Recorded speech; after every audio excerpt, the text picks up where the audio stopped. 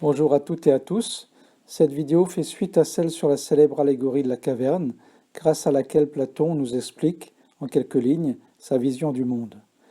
Assurément, le fait de prendre conscience de ce qui nous entoure est capital sur le chemin spirituel. Platon distingue deux mondes. Le premier est le monde des apparences ou le monde sensible, car c'est celui avec lequel nous sommes en contact grâce à nos sens.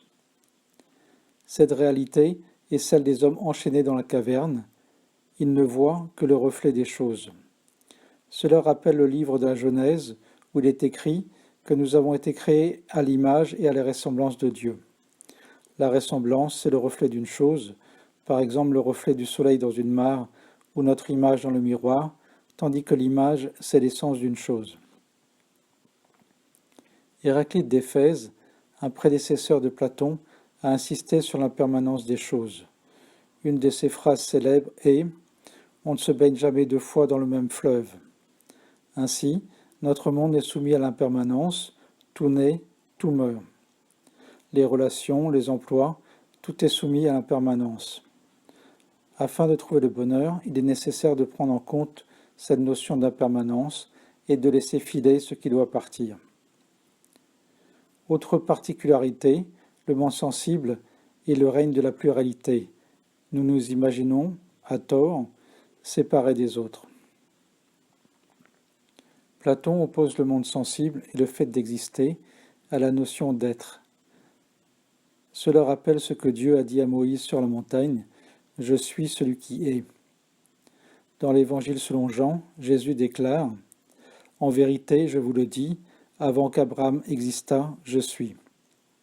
De même, dans l'Évangile apocryphe selon Thomas, Jésus dit « Regarde ce qui est devant toi ».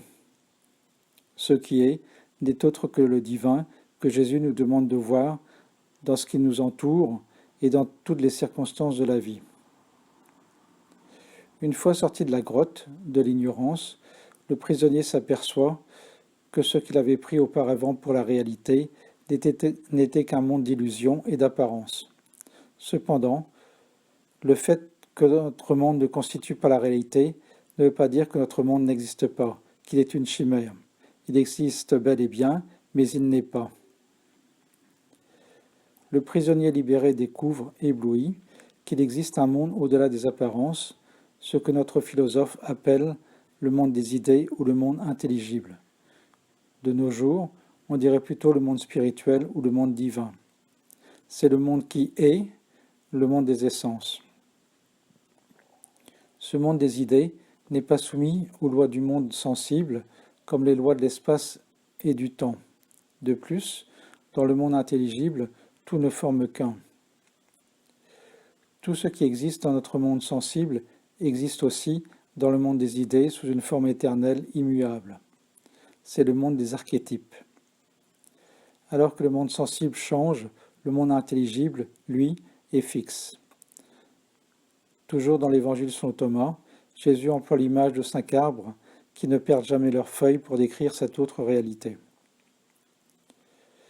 Selon les sages indiens de l'Advaita Vedanta, il y a un voile, qu'ils appellent la Maya, qui sépare les deux univers. La méditation est une manière de soulever ce voile.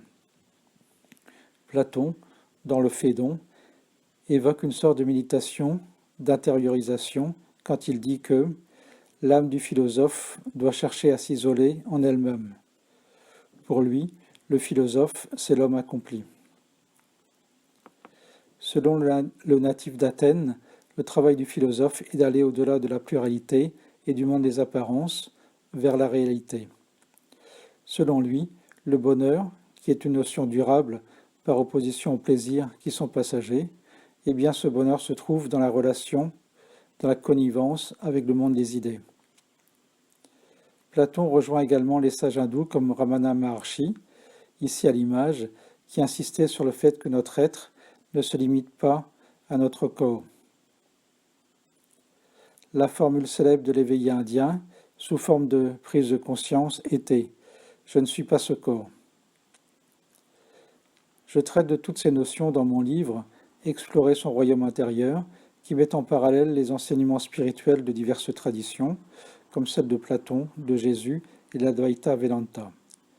Grâce à leur aide, nous pouvons avancer sur notre chemin spirituel et trouver le bonheur. Je terminerai en reprenant cette phrase de Platon. Il ne dépend que de vous de suivre la route qui monte et d'éviter celle qui descend. Merci de votre attention et à bientôt pour une autre vidéo.